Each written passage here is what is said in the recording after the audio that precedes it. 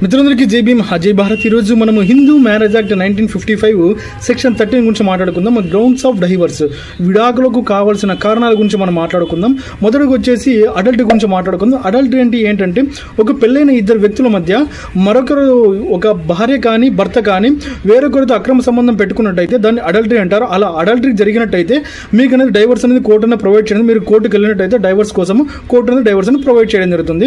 భార్య మరొక వ్యక్తితో అక్రమ సంబంధం పెట్టుకుంటే భర్త డైవర్స్ కోరవచ్చు.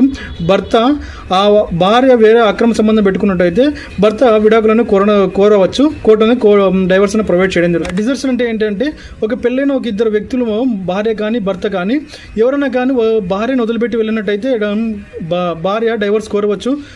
భార్య భర్తను వదిలిపెట్టి వెళ్ళిపోయినట్టయితే భర్త డైవర్స్ అని కోరవచ్చు.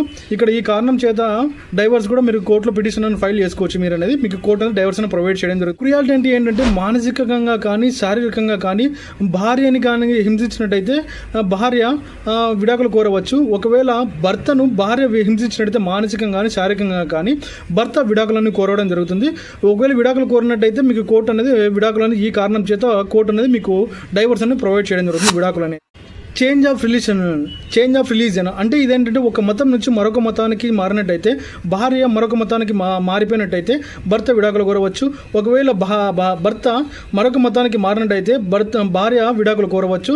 ఈ కారణం చేత కోర్టు కూడా విడాకులనే ప్రొవైడ్ చేయడం జరుగుతుంది. మీరు ఒకవేళ విడాకులు కోరినట్టయితే. మెంటల్ డిసార్డర్, మానసిక స్థితి అనేది మంచిగా లేకపోతే, భార్యకు కానీ మానసిక స్థితి మంచిగా లేకపోయినా, భర్తకు మానసిక స్థితి మంచిగా లేకపోయినా, ఈ కారణం చేత కూడా మీరు కోర్టులో డైవర్స్ కోసం అప్లై చేసుకుంటే మీకు కోర్టు అనేది డైవర్స్ అని మీకు ఈ ప్రూవ్ చేసినట్టయితే మీకు అనేది కోర్టు అనేది విడాకులను ప్రొవైడ్ చేయడం జరుగుతుంది. ప్రిసి, కుష్టి వ్యాధి, ఒకవేళ భార్య కానీ భర్తకు కానీ ఒకవేళ కుష్టి వ్యాధి ఉన్నట్టయితే ఆ కారణం చేత మీకు అనేది కోర్టులో మీరు డైవర్స్ కోసం అప్లై చేసినట్టయితే కోర్టు అనేది మీకు ఈ కారణం చేత కూడా మీకు అనేది డైవర్స్ అనేది ప్రొవైడ్ చేయడం జరుగుతుంది.